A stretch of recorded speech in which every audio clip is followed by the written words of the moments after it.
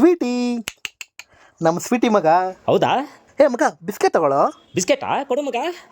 Sweety ಮಗ, ನಮ್ಮ ಸ್ವೀಟಿನ ನಾನು ಸಖತ್ತ ಸಾಕಿದ್ದೀನಿ ಕಣ. ಆದ್ರೆ ನಮ್ಮ ಸ್ವೀಟಿ ನನ್ನ ಬಗ್ಗೆ ಏನ್ ಅಭಿಪ್ರಾಯ ಇಟ್ಕೊಂಡಿದ್ದೆ ತಿಳ್ಕೊಬೇಕು ಕಣ. ಈಗ ಹೆಂಗಿದ್ರು ಬಂದಿದ್ಯಾ, ನಿಂಗೆ ಚಿಕ್ಕ ವಯಸ್ಸಿಂದ ಮೂಕ ಪ್ರಾಣಿಗಳು ಮಾತಾಡೋ ಭಾಷೆ ಅರ್ಥ ಆಗುತ್ತಲ್ವೇನೋ? ಮಗ ಪ್ಲೀಸ್ ಕಣ ಮಗ, ನಮ್ಮ ಸ್ವೀಟಿ ನನ್ನ ಬಗ್ಗೆ ಏನ್ ಅಭಿಪ್ರಾಯ ಇಟ್ಕೊಂಡಿದ್ದೆ ಕೇಳಿ ಹೇಳ. ಹೌದಾ? ಈಗ ನೋಡು ಮಗ, ನೋಡು. ನಿಮ್ಗೆ ನಮ್ ಭಾಷೆ ಅರ್ಥ ಆಗುತ್ತಾ? ಈ ನನ್ನ ಮಕ್ಕಳು ಒಂದೊಂದಲ್ಲ, ಇವ್ರ ಮನೆಗ್ ನಾನು ಗಂಧ ಹಾಕಿದ್ದ ನೋಡ್ತಿದ್ದೀನಿ. ವಾರಕ್ಕೆ 2 ಸರಿ ಚಿಕನ್ ಮಟನ್ ಅಂತ ದನ ತಿಂತಾರೆ. ನಂಗ್ ಮಾತ್ರ ಮೊಸರನ್ನ ಹಾಕ್ತಾರೆ.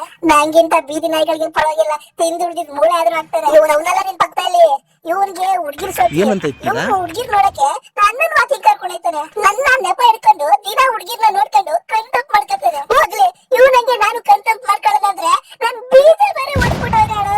ಹಂಗ ಹಿಂಗ ಕಾಲ ತಳ್ಕೊಂಡು ಹೋಯ್ತಾ ಇದ್ದೀನಿ. ಹೋಗ್ಲಿ ಬಿಡು.